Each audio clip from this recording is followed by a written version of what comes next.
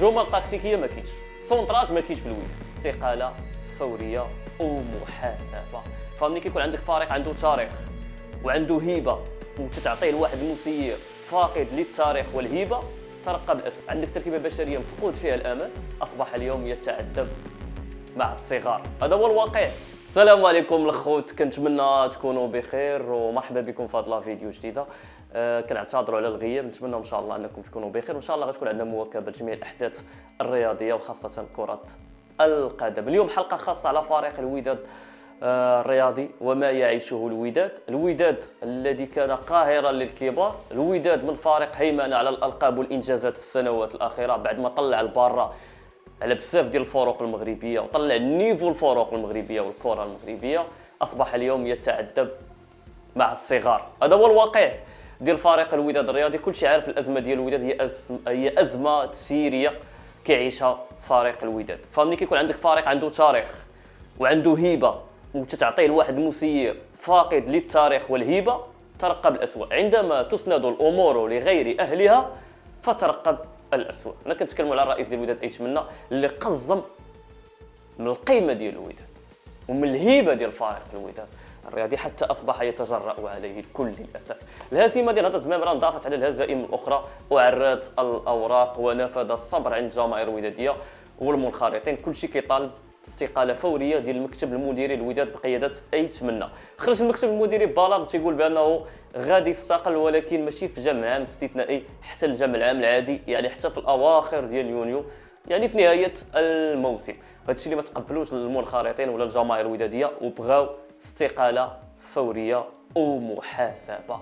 دونك كاينه صراعات، كاين انقسامات داخليه، وهذا الشيء ماشي في صالح الوداد للاسف. انا جيت واحد النقطه ربما ما غنشير لواحد النقطه في هذا الفيديو هذه اللي ما انتبهوش ليها بزاف ديال الجماهير الوداديه، هو ان ما بعد ايتمنى، ها هو ايتمنى غادي يمشي، ولكن شنو غادي يخلي ايتمنى؟ واش غيخلي الوداد نقيه من الليتيج ومن الديون باش الرئيس اللي غيجي يلقى واحد الارضيه وواحد المحيط مناسب انه فاش يخدم؟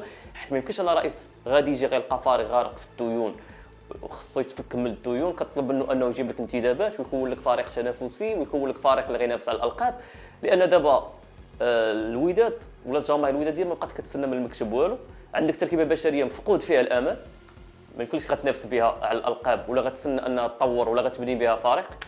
ما كاين لا اعمده ديال الفريق، لا لاعبين اللي يقدروا انهم يحملوا قميص الوداد اكثر من 30 لاعب، ولا لاعب واحد يقدر انه يحمل قميص الوداد الرياضي ولا فيه المواصفات انه يكون لاعب في الوداد. هذا واقع. ما يمكنش انك غتنافس لاعبين ابجديات ديال كره القدم ما كاينش في الوداد، جمل تكتيكيه ما كاينش، سونطراج ما كاينش في الوداد. هذا واقع. والجماهير الوداديه كتشوف المباريات والاداء ديال الفريق. باش غتنافس الوافي الاداء اللي تيقدم، العميرات باش غتسنى العميرات يتطور من بعد، المرابط غتسناه يصغر، ما يمكنش.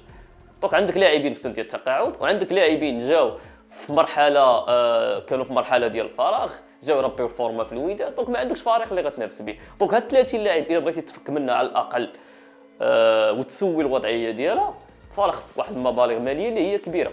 وهنا الطور ديال ايتمنى، انا بالنسبه لي رساله لايتمنى، افضل حاجه تقدمها الجمهور ديال الوداد والناس اللي تاقوا فيك في الوداد وتنقذ الماء الوجه ديالك الوداد بعد ما قدرتيش انك اولا فشلتي تسيريا، فعلى الاقل تمشي وتخلي الفريق نقي من الليتيج ومن الديون. هذا هو الشيء اللي خصو يقدم هشام ايتمنى، وهذا هو الشيء اللي خصو يطالبوا به المنخرطين والجماهير الوداديه.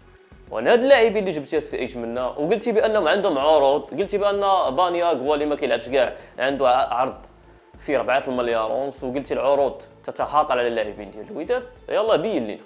دونك هاد اللاعبين هادو حاول انك تلقى شي صيغه انك باش تفسخ العقد معاهم. اللي عنده شي عرض حاول وغيجيب مداخل الوداد مزيان، اللي ما عندوش تلقى معاه شي صيغه باش يكون فسخ العقد بالتراضي، ماشي انك انت فشلتي تسييريا وتمشي وتخلي الفريق غارق في الديون. لان اللي خصو يفكروا فيه الوداديين هو ما بعد ايتمنى. اما دابا المرحله ديال ايتمنى راه اللي عطى الله عطاه، ما كاين لا القاب، ما كاين تسيير، ما كاين نواه ديال الفريق، ما كاين مؤشرات ديال الفريق. دونك كنتمنى انا ايتمنى يمشي ويخلى الا بغى يخلي البلاصه ديالو زوينه، او على الاقل بغى ينقذ الماء الوجه ديالو، هو انه يمشي ويخلي الفريق نقي من الليتيج ويلقى صيغه باش تفك من هاد اللاعبين هادو، لان حتى شي واحد ما يستحق يحمل قميص الوداد من الاخر.